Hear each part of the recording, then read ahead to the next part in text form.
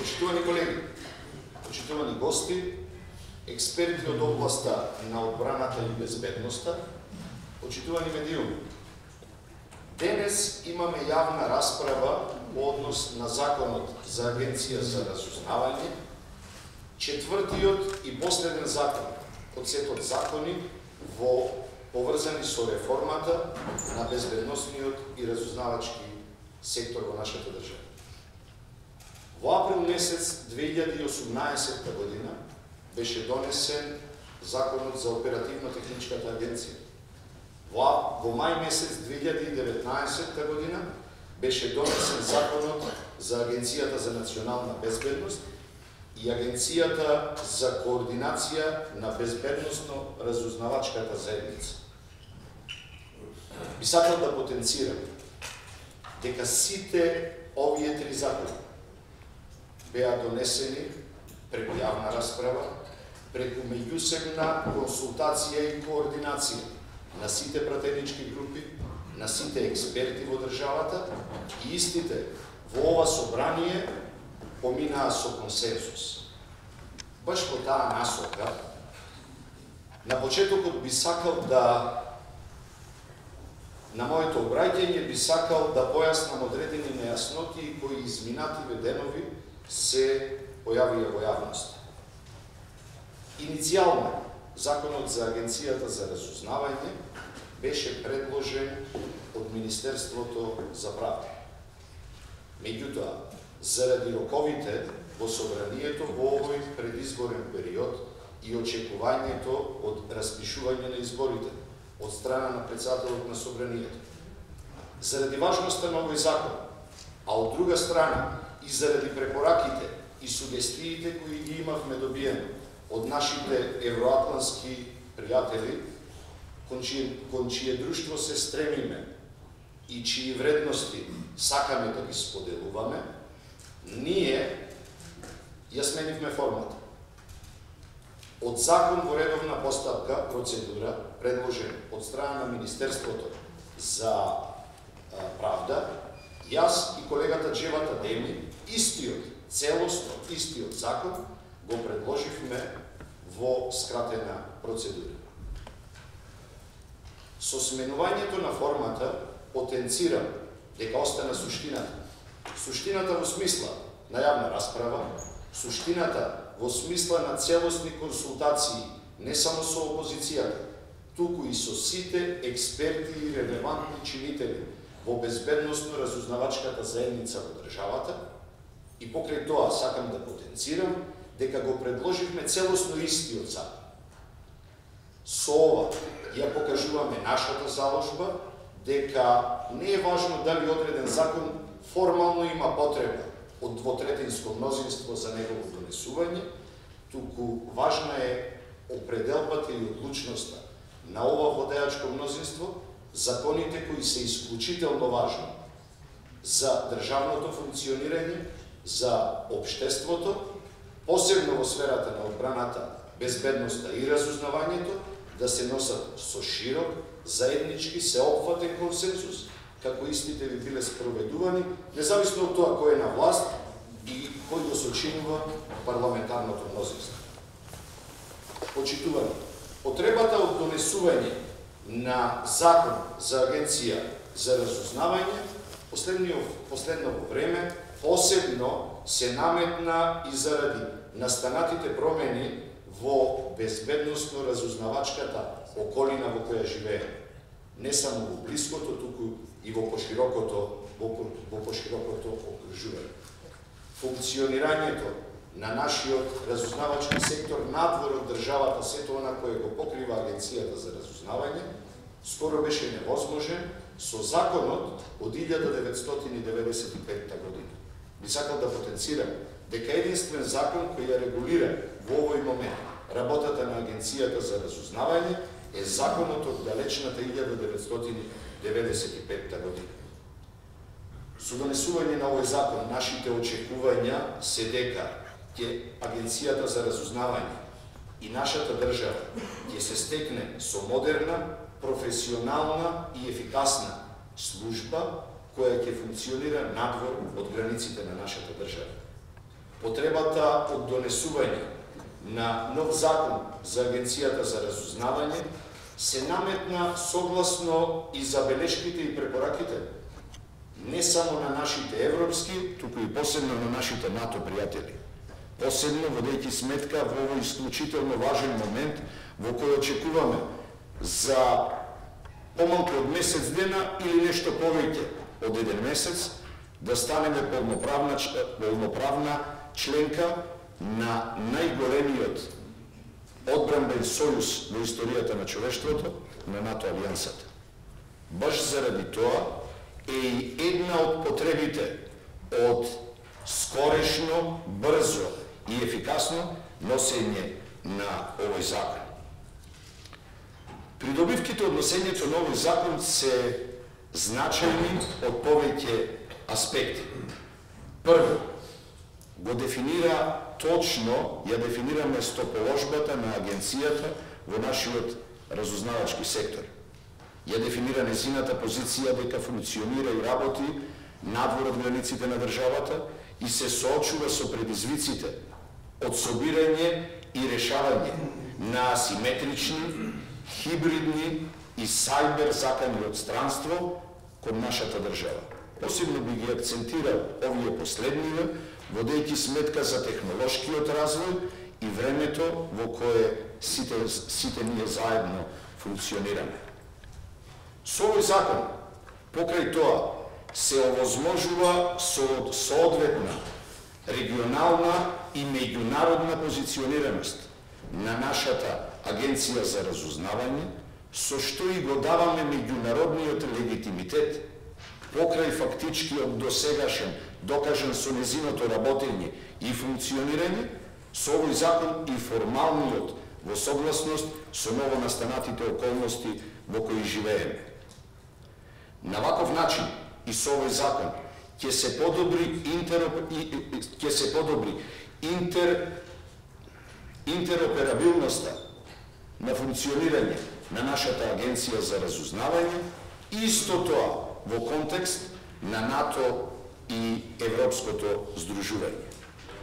Овој закон го регулира и прецизира начинот на извршување на задачите, употребата на методите и средствата за работа на Агенцијата за разузнавање.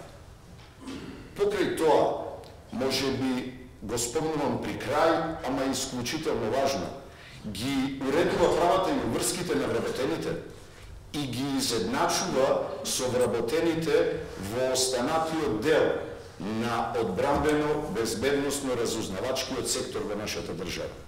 Начинот на регулирање на нивниот работен однос, па се до пензионирање, начинот на пензионирање и добивање на сите тие бенефити кои го подразбираат работењето во овој сектор. Со донесување на новиот закон ќе се зајакнат професионалните стандарди и интерните процедури во насока на заштита на класифицираните податоци, кои се исклучително важни и една посебно важна акцентирана тема, посебно во овој момент во нашето скорешно целосно приклучување кон НАТО алијансата.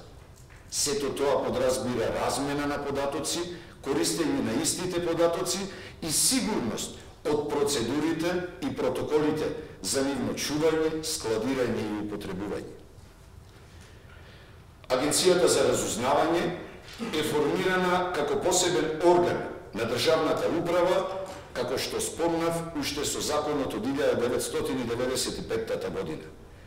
И нејзиното функционирање по овој закон беше возможно се до отпочнувањето на реформите во безбедносниот сектор и до донесувањето на претходно спомнатите 3 закони. Меѓу другото, целта на донесувањето на овој закон е целосно раздвојување и правење конкретна разлика и дистинкција помеѓу сферата и областите на работа на Агенцијата за национална безбедност и Агенцијата за разузнавање, кои во овој момент и функционирањето на Агенцијата за разузнавање според законот од 1995 година се преклопуваат меѓу себе. да не должи многу. Со овој нов закон се дефинира надлежноста на агенцијата за собирање, обработување, анализа, размена, чување и користење на податоците од странство, кои се исклучително важни во креирањето на севкупниот амбиент на зголемена национална безбедност на граѓаните на нашата држава. Ова беше само мал вовед. Верувам, доволен шлагворд за да почнеме една квалитетна дискусија. Вас, почитувани, ваша, почитувани експерти и луѓе кои се дел од разузнавачката област во нашата држава. Ви благодарам.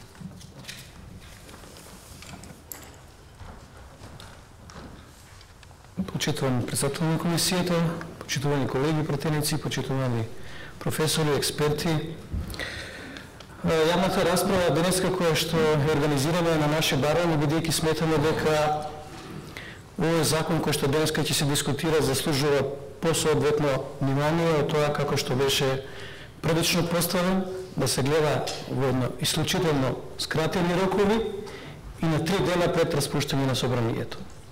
Кога ние од опозицијата зборуваме дека владата штанца закони пред распуштање на собранието, најчесто власта се правдаше дека тоа е усогласување со законот за прекршоци. Денешниот закон, кој што е предмет на јавна расправа, е еклатантен пример дека не станува збор за усогласување на законот, само за усогласување на закони со законот за прекршоци, туку и на мала врата, да не речем на шверцарски начин, се нудат решенија кои што регулираат сфера и текако важна за Република Македонија, особено имајќи во предвид дека последната измена на Законот за агенција за разузнавање е од 1995 година.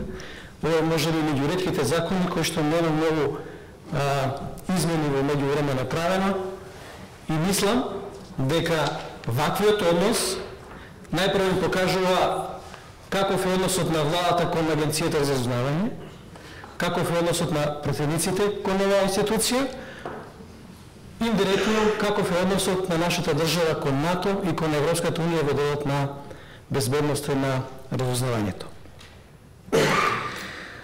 Меѓутоа, сепак и овој е мал простор кој што имаме ние како опозиција ќе го искористиме да дадеме наш прилог, бидејќи сме свесни дека оваа институција заслужува квалитетен однос и внимание од сите чинители кои што на овој начин влијаат како на кој начин оваа институција да работи, дали е тоа законодавна или извршна власт.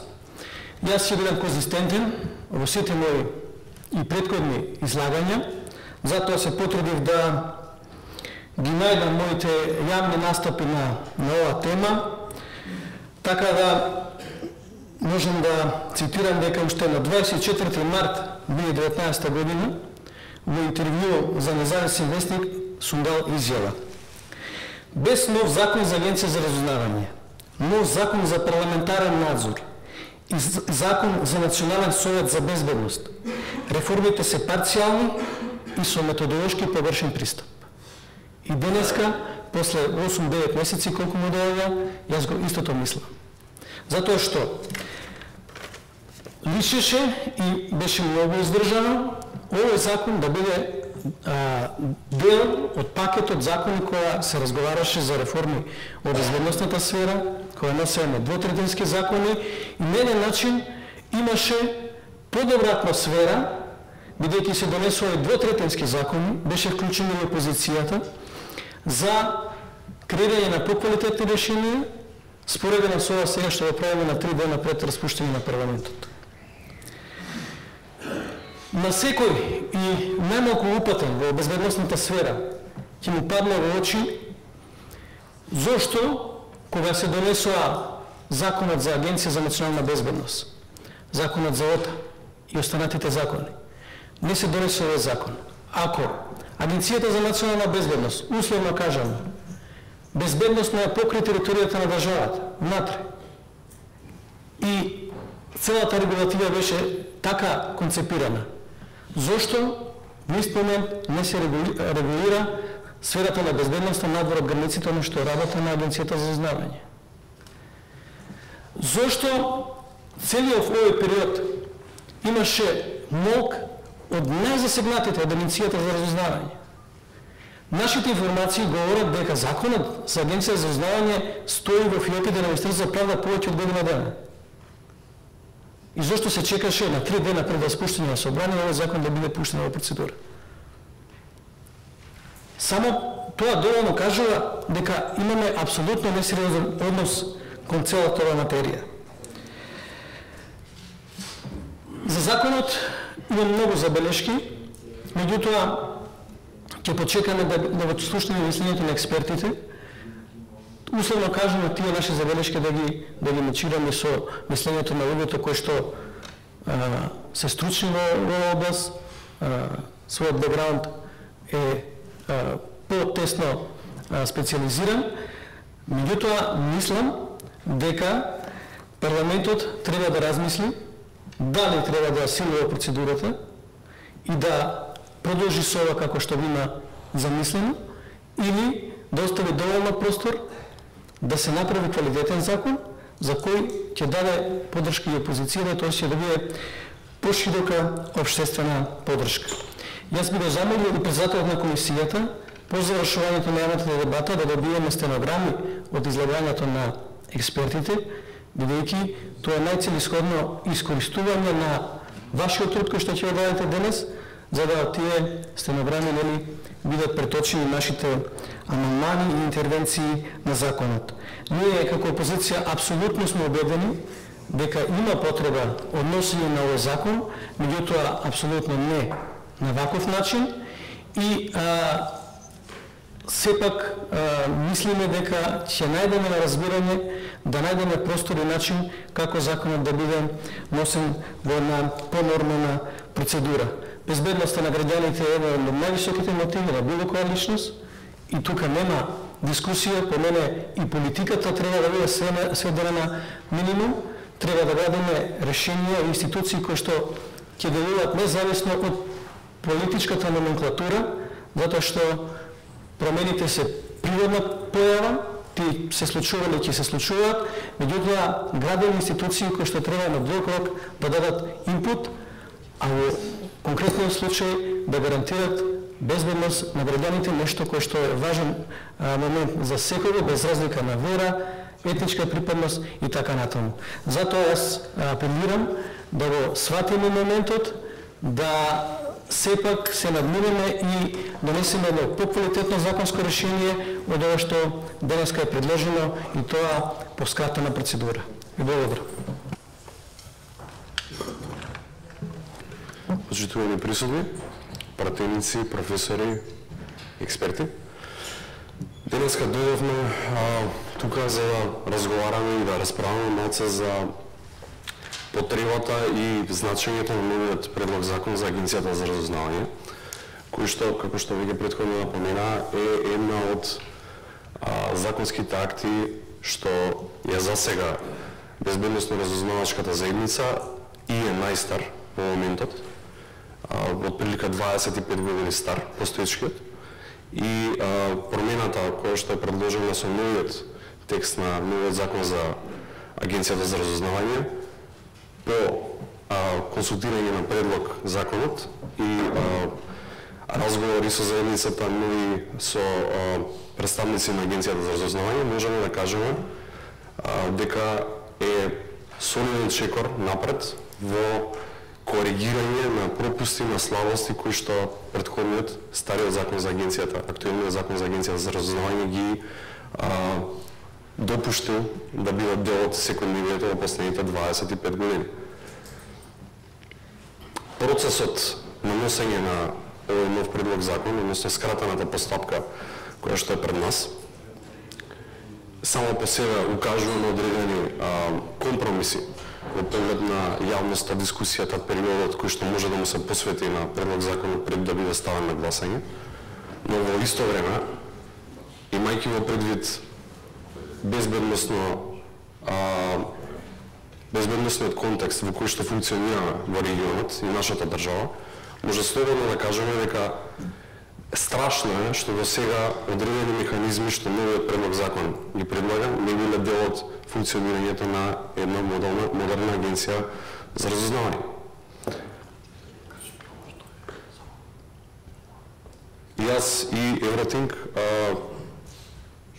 колеги од Евротинг, бевме дел од процесот на носење на законот за ОТАЛ од 2018 година.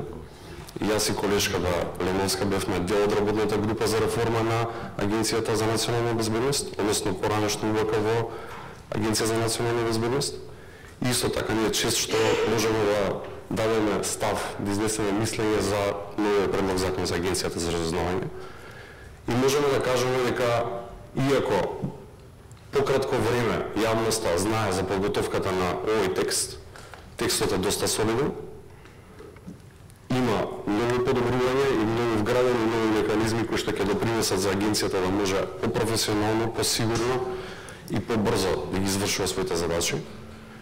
Вовидува статус на вработените кои што до сега исто така е страшно што не го регулиран на овој начин. И на еден начин ја прави равноправна со останатите модерни агенции во нашето обкружување, но и во светот, и дава еднакво место со другите разузнавачки служби од регионот и од светот. Мислиме дека овој закон ги воведува оние неопходни механизми кои што институција како Агенцијата за разузнавање мора да ги добие за да има внатрешна силина, да има заштита од надворешното влијание, да може да придонесе кон изградба и одржување на професионално одбранбена безбедносна алатка, како што е агенцијата, која што ќе може да допринесе за заакнат имунитет, заакнат суверенитет на државата, која што вие како пратеници овде ја представувате. Јас би повикал, со оглед на кратките рокови кои што собранието ги има пред себе, пред распуштање, пратениците и од власта и од опозицијата сериозно да размислат за својата улога и да го помогнат носењето на овој закон. Ако ништо друго, да ги тргнат политичките ставови и матрици кои што ги имаат и наметнати и во сега и да направат нешто добро за државата. Благодарам. Почитувани членови на комисијата, почитувани колеги професори, драги гости, сакам навистина да се заблагодарам за таа можност која што ни ја давате да се изјасниме за еден доста суптилен, интересен закон кој што треба да се донесе. И ево и самиот председател, а и претходниот говорник спомена дека еден од ретките закони е кој што издржал толку време да не биде променет. Може би единствен што не доживеал некоја промена. И доста интересно, со таков закон, кој што сега го гледаме по инаква призма, едноставно екзистирала таа агенција за разузнавање и давала соодветни резултати. Се сеќавам по времето на формирањето на агенцијата за разузнавање, се сеќавам за сите оние дилеми кои што тогаш ги имавме. Јас бев тогаш оперативец во СДБ, односно во ДБК, со можност за преминување во агенцијата, меѓутоа имаше доста недоречености кои што навистина не даваја храброст на нас да можеби зачекориме таму. Оно што јас ќе го кажам во овие 10 минути е не дека ќе откријам нешто ново, меѓутоа ќе дадам одредени поенти од она што јас можам да го забележам. Навистина текстот седам дека е добар, ќе пренесам одредени позитивни импресии од она што го имаме како материјал пред нас. Благодарам и на тоа што навреме беа доставени материјалите, има време да ги разгледам и едноставно да забележам што да се случува. И во тој контекст успеав да погледам и некои други закони од други држави, односно други агенции за разузнавање, особено од нашето соседство, и забележувам дека ние делиме по неколку елементи во носењето на законите. Тоа делење можеби покасно ќе не чини многу, можеби малку. Истата забелешка имав и кога беше дискусијата за Агенцијата за национална безбедност. Имено забележувам некоја квалитативна или квантитативна промена во самите носење на законите внатре, наместо во актот за систематизација, во законите се вметнуваат бодовите на идните раководители кои што ќе бидат таму, што навистина го оптоварува самиот текст и воопшто не е значајно сето тоа, затоа што во друг член вели дека бодот ќе го одреди владата. Замислете, може тие се стават и под 50.000 бодови, ако гледате, кажи, по еден денар е бодот, има 50.000. И не е гледам поентата зашто во ваков еден закон би се оптоварувал текстот, а тоа беше и во Законот за Агенција за национална безбедност, се оптоварува токму со бодовите кои што би ги имале наредните вработени, а особено оние кои што се во менаџерскиот дел. Добра е самата структура, поставеноста, меѓутоа оно што недостасува, ќе го поентирам заради краткоста на времето, не би сакал да кажувам дека текстот не е прифатлив е текстот, навистина. Имам позитивна импресија до нешто го забележав, се повторувам, меѓутоа би сакал само да кажам дека со овој текст, односно со овој закон, едноставно ќе се заврши конституирањето на таа безбедносно разузнавачка заедница во Република Македонија и се надеваме дека истата ќе функционира, односно дека ќе ги доживее на оние преобразување на самата таа заедница од можеби зависна од политиката во независни служби кои што нам дефинитивно ни требаат. Факт е дека се досега се случуваше едноставна зависност од политиката. Не дека ќе се ослободиме од тие стеги, не е доволно само во самите закони ние да потенцираме дека вработените не треба да бидат членови на партии, не треба да бидат во раководни тела, тоа е многу малку искажано. Оно што цело време се заговара во нашава држава е дека едноставно треба да правиме ветинг на сите оние кои што се вработени, особено во безбедносната сфера, да не навлегувам во другите сфери, пошто не е мој предмет на интерес. Во ниту еден член, никаде не е споменат понатаму како ќе се гради интегритетот на оперативецот кој што ќе работи во Агенцијата за разузнавање. Ниту едно зборче нема интегритет, ниту едно зборче како ќе се проверува сето тоа, како евентуално тие лица кои што сега се вработени, а треба да им се спроведе тој ветинг, ако веќе планираме да ги исчистиме редовите од она што не би вредело, условно кажувам не би вредело, тогаш би требало навистина барем еден член, барем едно зборче да се спомене во однос на самиот интегритет на тие лица. Што тие понатаму би требало да очекуваат и што државата би требало да наметне како критериум во смисла на евентуално градење на тие критериуми за едно работење, посветување на работата, а дистанцирање од она што би значило корупција, непотизам и сите оние некакви си девијации кои што се јавуваат од тој дел на недобро работење или функционирање. Оно што е многу важно е во самиот член 3. Агенцијата се споменува дека е служба да работи на одредени основи, се споменуваат таму одредени поими кои што реално во теоријата, но и во праксата ги нема. Не можеме да кажеме што се хибридни закони се уште, иако имаме различни дефиниции со гледување на бројувања на се и се што, асиметрични закони исто така. Во таа сфера ја предавам и таков предмет, меѓутоа до ден денес не успеав да доволно стекнам впечаток што би значило сето тоа. Под таквиот назив, во буквална смисла се сведува се. И она што го зборуваме сега за опасниот отпад, загадување на животна средина и така натаму, а во самиот дел се објаснува дека агенцијата треба да се ангажира во однос на безбедносните, економските и политичките сфери. Јас би додал, би предложил нешто, значи во секој случај треба да се стави дека агенцијата е надлежна за собирање и анализирање на податоци и доставување на разузнавачки информации, и тоа во првата алинејка да биде од странство се извинувам, кои што се важни за одредување на безбедносните, политичките, економските и другите интереси и зачувување на вредностите на нашата земја, затоа што вредностите се ставени во самиот устав и нема потреба да повторно да ги повторуваме кои се.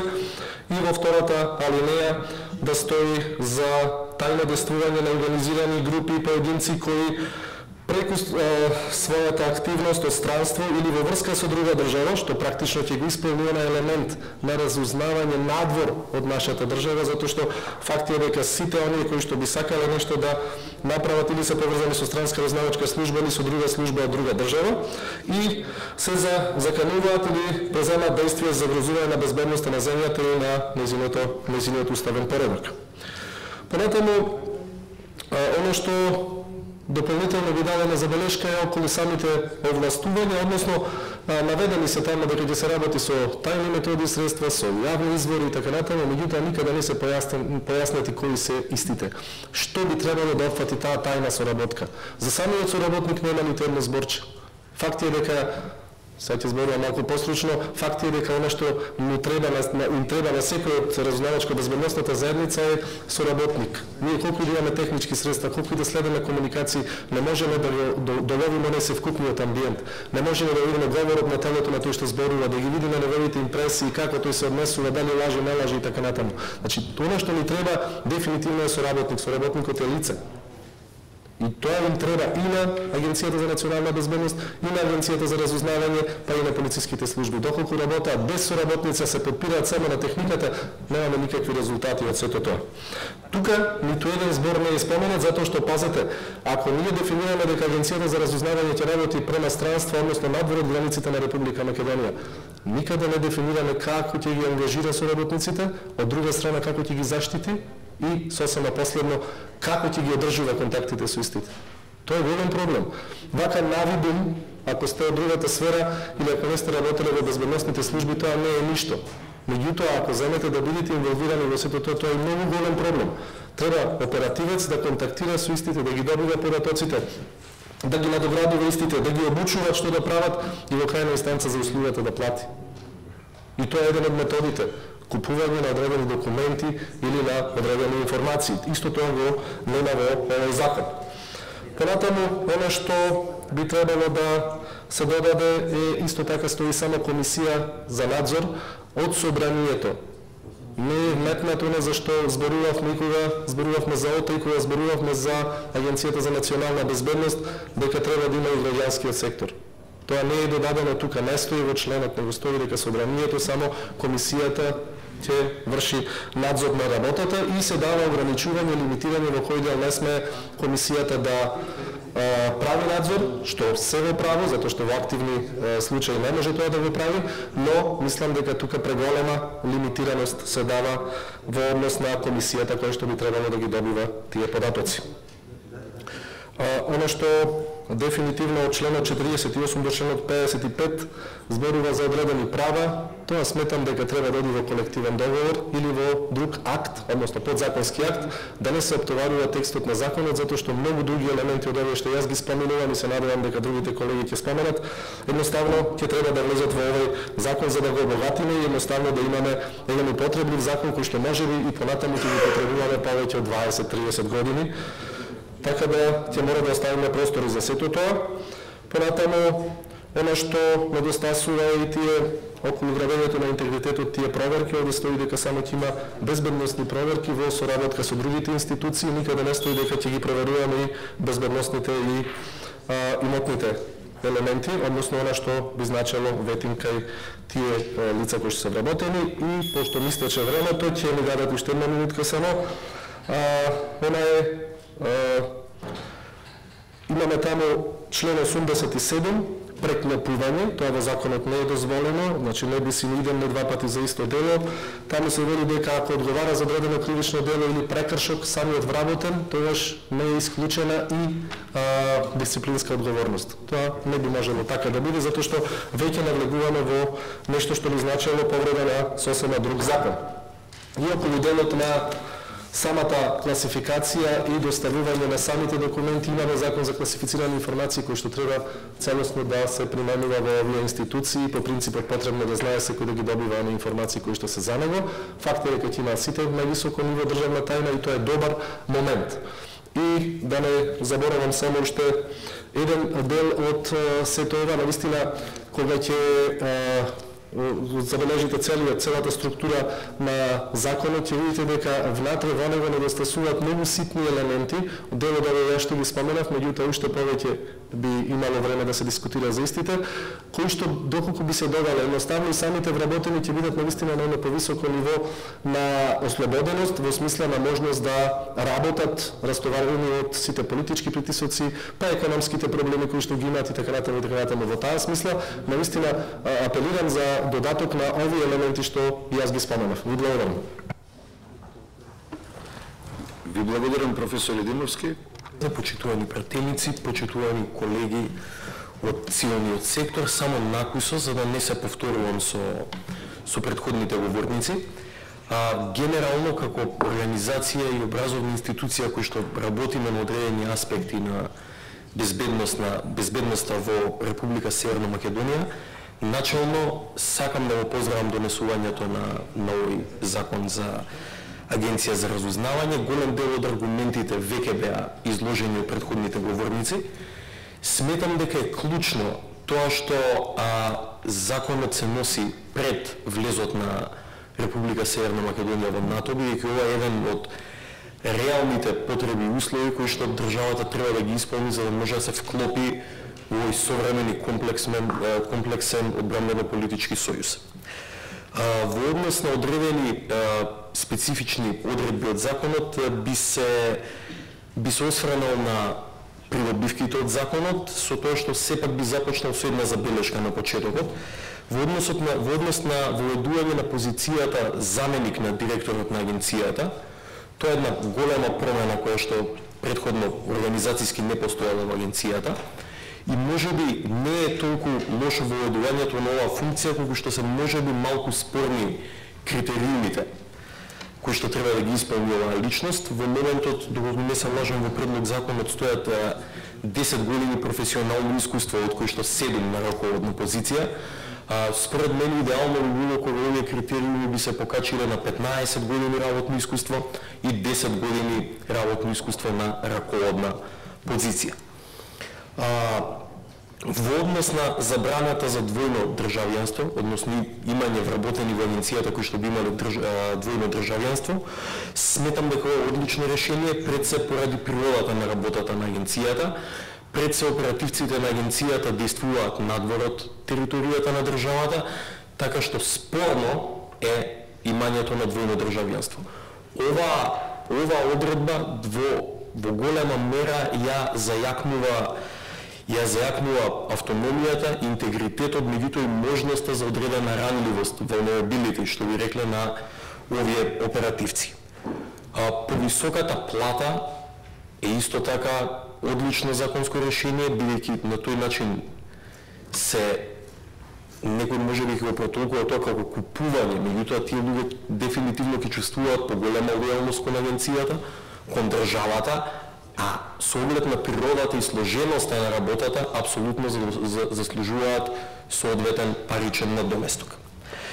Во однос на забраната за членство во политичка партија, ова исто така одлично решение и може би оваа одредба треба да размислите како пратеници да ја вградуваат и во други закони кои што регулираат слична или сродна улога во општеството.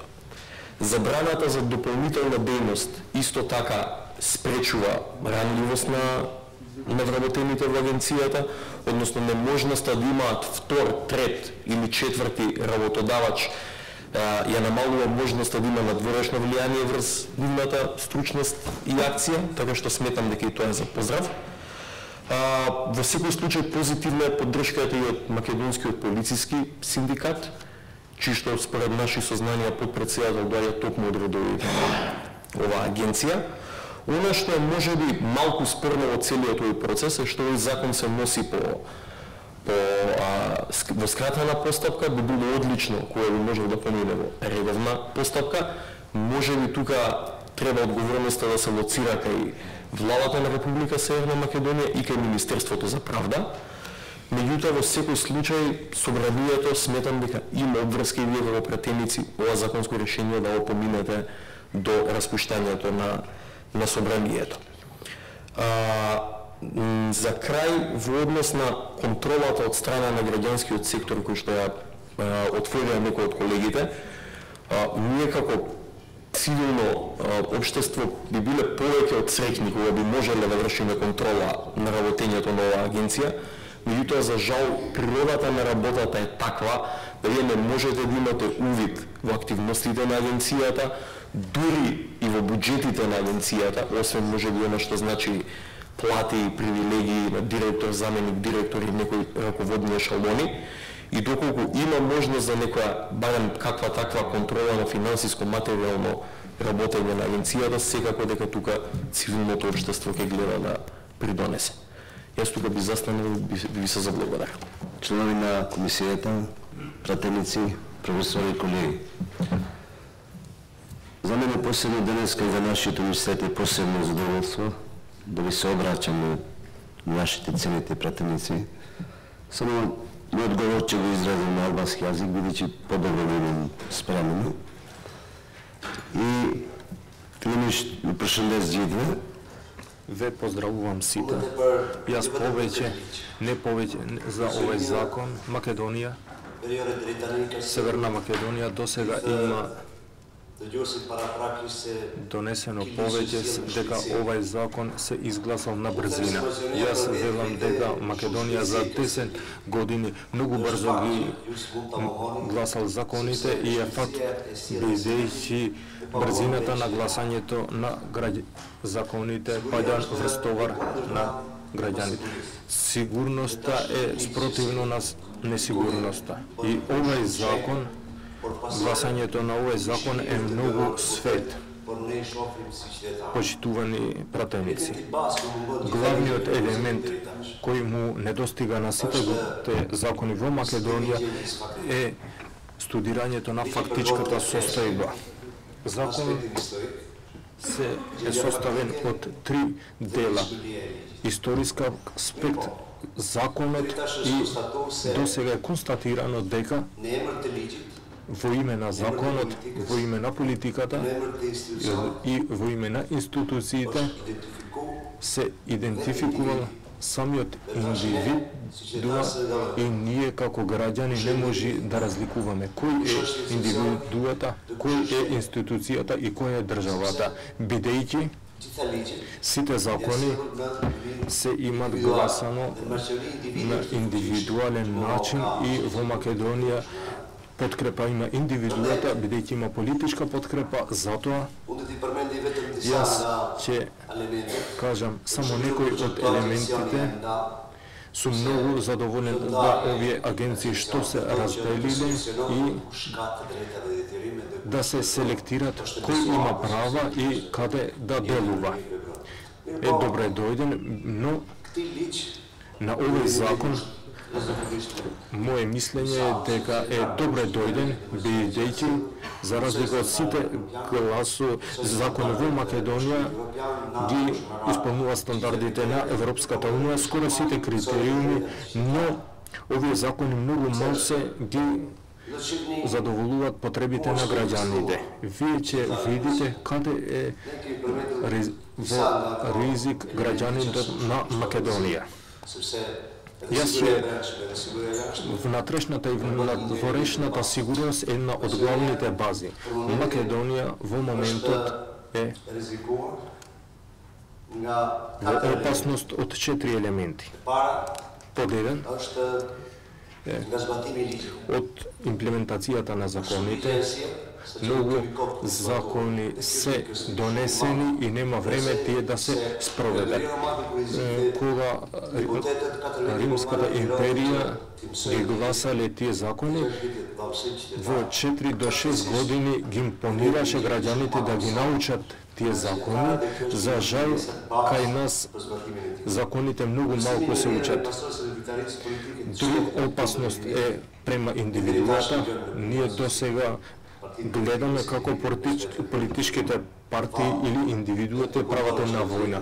Овие работници кои ќе бидат во ова агенција, како тие ќе извршуваат нивната работа, како ќе ги собират те информации, во која држава ќе функционират, колку овие луѓе се способни јазично.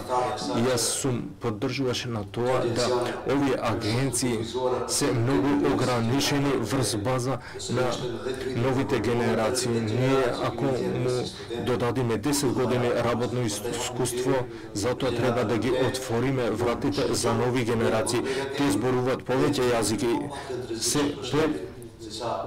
подготвени и се помал ризик за државата. Јас не можам да кажам дека категоријата на ветингот треба или не треба, но индивидуата треба да дава отшепност према институцијата. И ова отшепност не е добро назначена во овој закон и за другите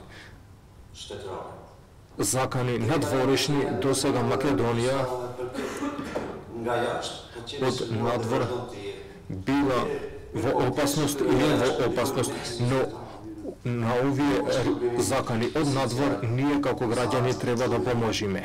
Затоа треба да кажам да се верифицира работата на сите актуално вработени, не само во системот на правдата, но да направиме ограничување на оперативна техникната агенција. Не се именува директор, за мене е добро што има заменик и во секоја комисија реално треба да има една верификација, бидејќи да слушаш нешто, да осетиш нешто, тоа да го запишеш е една голема дарба која за жал овие акти на декларација или земањето на очед на другите луѓе во аспектот има многу пропусти и треба да има комисии кои треба да ја следат работата на едниот и другиот. Јас се слагам со директорите и заменик директорот, тоа треба да биде контролирана од заменик директор и директор. Во овај закон треба да се опфати и контролата на индивидуата. И индивидуата ќе има помалку можност за да предизвика штета. Другиот дел кој е во интерес исто така многу малку е обезбедена економската сигурност. Се нагласува дека ќе се зголеми платата на овие луѓе.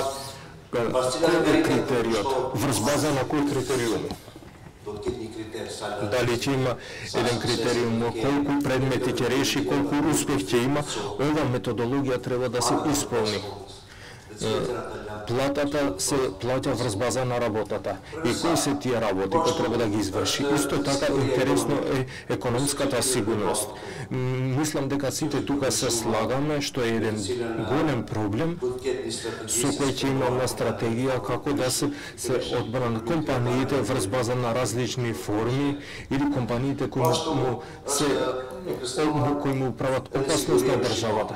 Исто така е сигурноста на исхраната. Една од главните проблеми кои органите на безбедност ова прашање го имат детектирано во институциите, како болниците, канцерите, смртта.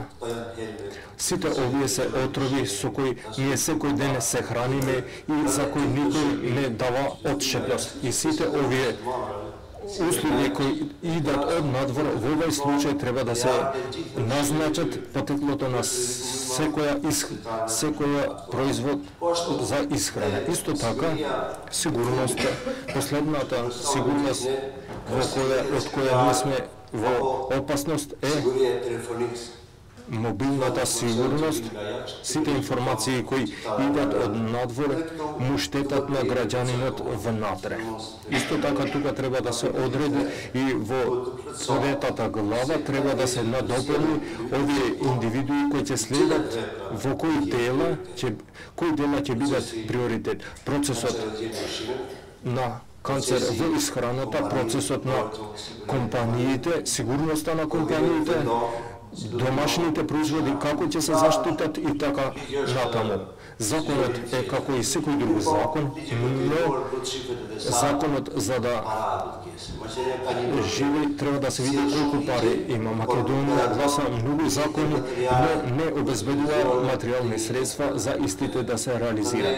Затоа, почитувани пратеници, вие имате едно големо значење за нивата на граѓаните и докторите можат да сгрешат, но овие закони во кои има некои пропусти, јас мислам дека треба да се отвориме повеќе за новите генерации и законите не треба да ги гласате вие, но има луѓе. Мислам дека ќе придонесат и устина кога ги гласаше законите, ставаше табели, бидејќи базичната базата беа граѓаните, основата беа граѓаните и граѓаните те најмалку прашан, а овие закони се тие кои идат и поминуваат. Но последиците ги плаќат сите граѓани. За вашата работа молам уште еднаш да соработувате повеќе, бидејќи сигурноста ја креира демокрацијата. Демокрацијата дава живот, толеранција и Ја охрабрувам за работата и ви предлагам. Почитувани председател на комисијата, почитувани пратеници, почитувани колеги, јас се јавив за дискусија и сакам да учествувам во доменот на усагласеноста на овој закон со законот за класифицирани информации и одредени решенија кои што тој ги дава. Меѓутоа, пред да поминам на овој дел од расправата, сакам нешто да кажам околу тоа дали е добар тајмингот на донесување на овој законот, зошто не порано, зошто сега. Јас се согласувам со овие забелешки кои што беа дадени, дека можеби добро беше овој закон води во пакет со другите закони, за кои што имаше консензус и на политичките партии и да на тој начин се заокружи сферата на реформите во безбедносниот сектор. Меѓутоа, исто така се согласувам со колегата Гроздан Цветковски кој напомена дека овој закон за прв пат е донесен 1995 година, значи 25 години поминали од тоа, не се нашла политичка волја, пред се велам во Агенцијата за разузнавање, иако се смениле многу директори, многу политички гарнитури, да се донесе едно вакво предлог решение, да се даде во јавноста и да се направат потребните усогласувања и реформирање на Агенцијата за разузнавање како еден пакет од ова што се реформи на безбедноста на разузнавачката заедница. Во таа смисла апелирам да се најде политичка волја и да се донесе овој закон. Гледам дека има расположение тука и помеѓу пратениците и од власта и од опозицијата да се дискутира за ова решение кое што понудено секако дека не е идеално. Може да биде и подобро, може да биде особено во делот на механизмите за контрола, оно што го имаме во законот за Агенцијата за национална безбедност, некои решенија може да се искористат и за контролата на Агенцијата за разузнавање. Меѓутоа, генерално, мислам дека е добро да се искористи овој политички момент, да се донесе законот, затоа што тоа ќе биде од корис и на актуелната власт, и на актуелната опозиција, меѓутоа пред се ќе биде од корис на националната безбедност на државата, на вработените кои што се во Агенцијата за разузнавање и ќе покажеме еден придонес да ги заокружиме овие реформи кои што се дел од евроатлантската иднина на државата. Јас можам од моје искуство да зборувам колку не е едноставно да се донесе одредено законско решение. Законот за класифицирани информации прв пат беше донесен во 2004 година, па требаше да поминат 15 години за да се најде политичка волја да се донесе едно такво решение. А може ли меѓу време сигурно да се подобрат тие работи? Значи, многу е лесно од позиција да критикуваме одредени решенија за кои што се согласувам дека има многу простор за тоа, меѓутоа е многу потешко да се донесе одредено решение, да се брани и да се остави нешто за себе кога се работи за реформата на одредени институции. Тоа е во однос на тоа. Во однос на ова што се зборуваше, во однос на усогласеноста на законот за Агенцијата за разузнавање со законот за класифицирани информации, можам да кажам дека тука постои висок степен на усогласеност и неколку членови каде што се споменува законот за класифицирани информации и потребата да се почитува при менеџирањето на класифицирани информации во рамките на Агенцијата за разузнавање. Обврската за директор, за заменик директор да имаат највисок степен на безбедносен сертификат државна тајна, меѓутоа и за сите вработени во рамките на Агенцијата за разузнавање, мислам дека е добро решение. Точно е дека ние имаме одредени притисоци или сугестии од страна на НАТО да го смалиме бројот на безбедносни сертификати и највисокиот степен, меѓутоа тоа се однесува само за НАТО безбедносните сертификати.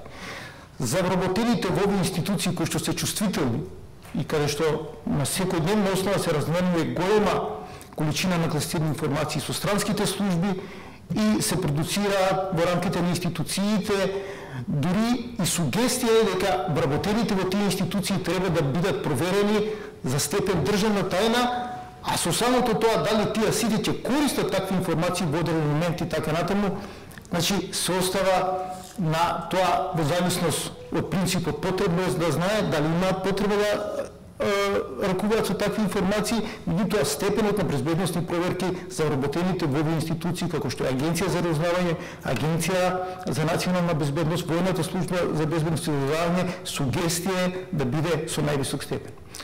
Во таа смисла И ова што пратениците во Комисијата за надзор над Агенцијата за разузнавање и Агенцијата за национална безбедност и потребата тие да имаат безбедносен сертификат со највисок степен државна тајна, мислам дека не треба да биде спорна, тоа е досегашно решение и ние обезбедивме механизми како и овие пратеници во оваа комисија да го добијат благовремено безбедносниот сертификат за да можат да ја вршат нивната функционална должност во рамките на агенцијата.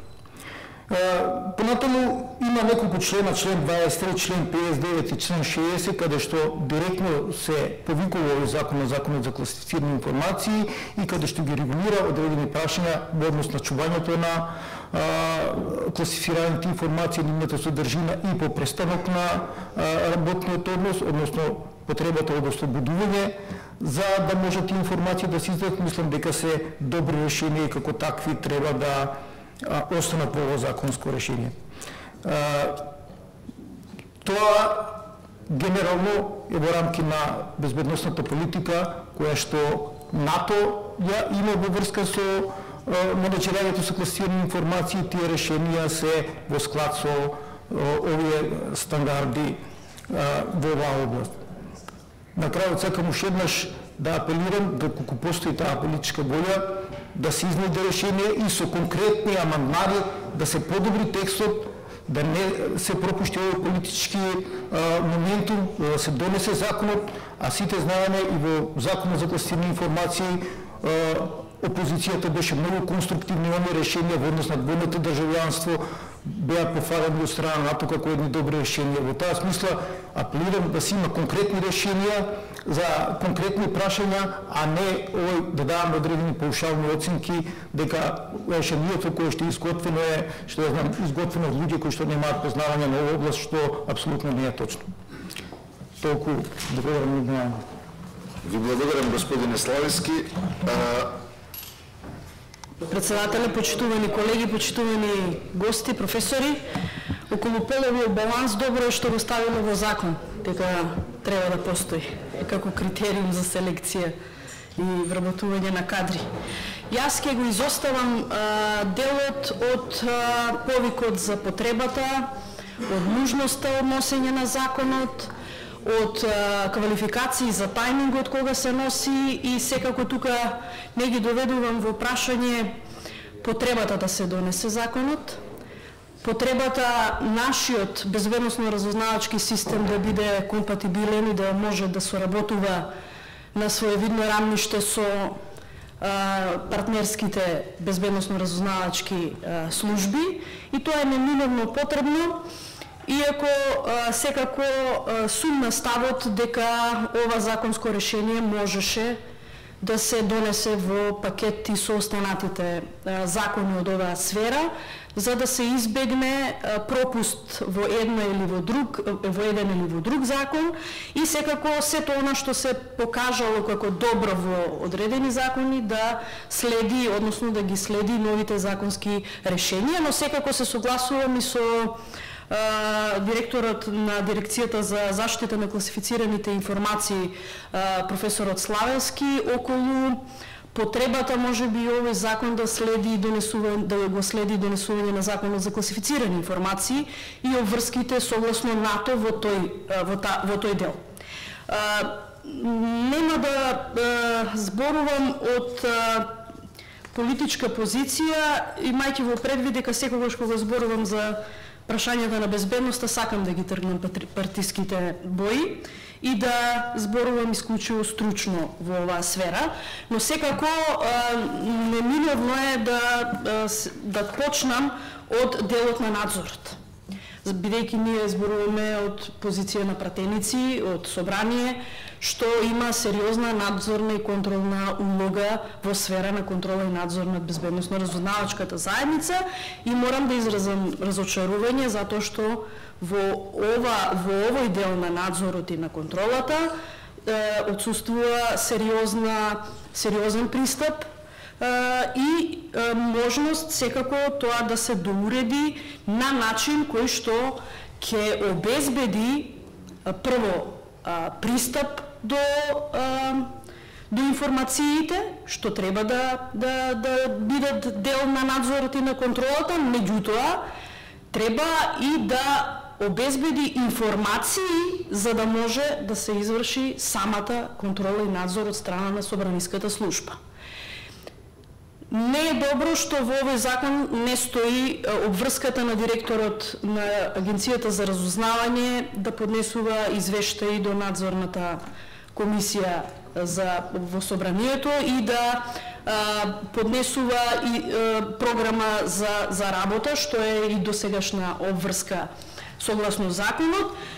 Меѓутоа, во делот и на внатрешната контрола отсуствува она решение, да кажеме, што го имавме при реформата на управата за безбедност и контраразузнавање, дека и собранието имаше своја улога а од аспект на комисија, сугестија и предлог во смисла на одобрување на лицето кое што ќе биде раководител на внатрешната контрола. Но особено недостасува, односно представува ограничување, овдека се ставени само ограничувањата, што не може да направи пратеник во парламентарен надзор, но никаде не стои што може да направи пратеник во парламентарен надзор, и мислам дека тоа е главниот хендикеп на сите законски решенија и практики од аспект на парламентарен надзор. Ако земам да зборувам за личните искуства по прашањето на надзорот и контролата, секако дека ќе се отворат многу суштински прашања и ќе се види дека ние каскаме за современите европски практики за тоа што може парламентарниот надзор да побара, што може да открие и под каква лупа може да стави сериозни прашања што се од надлежност на овие безбедносни служби.